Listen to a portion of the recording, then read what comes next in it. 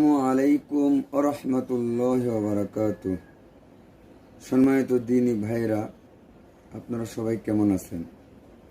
আজকে আলোচনা করব একটি গুরুত্বপূর্ণ দোয়া সম্পর্কে, যে দোয়াটি নবী আকরাম সাল্লাল্লাহু আলাইহি ওয়াসাল্লাম নিজে আমল করতেন এবং সাহাবা ইকরামকে আমল করার জন্য বলতেন।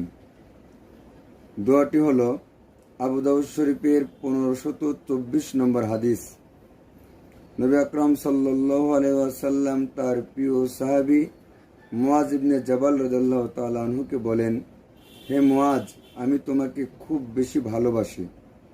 নবী আকরাম সাল্লাল্লাহু আলাইহি ওয়াসাল্লামের সাহাবী মুআজ ইবনে জাবাল রাদিয়াল্লাহু তাআলা আনহু প্রত্যুত্তরে বলেন, হে আল্লাহর রাসূল সাল্লাল্লাহু আলাইহি ওয়াসাল্লাম, আমিও আপনাকে আমার প্রাণের অধিক ভালোবাসি। তখন নবী আকরাম সাল্লাল্লাহু আলাইহি ওয়াসাল্লাম হযরত মুআজ রাদিয়াল্লাহু তাআলা আনহুকে বলেন, মুআজ, আমি তোমাকে একটি দোয়া শিখিয়ে দিই। এই দোয়াটি তুমি 5 ওয়াক্ত নামাজের পরে কখনোই পাঠ করা বাদ দেবে না, অর্থাৎ সব সময় তুমি পাঠ করবে।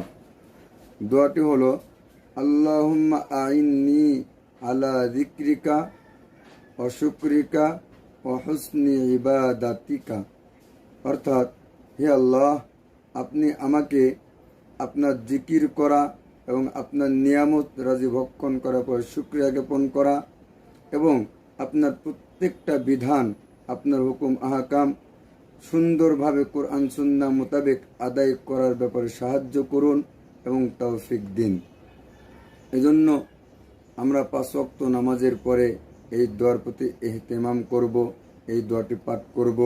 যেহেতু নবী সাল্লাল্লাহু আলাইহি ওয়াসাল্লাম নিজে পাঠ করেছেন, সাহাবায়ে কেরামকে পাঠ করার জন্য বলেছেন।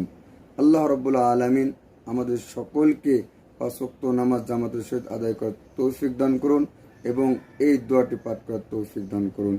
আমিন। আসসালামু আলাইকুম ওয়া রাহমাতুল্লাহি ওয়া বারাকাতুহু।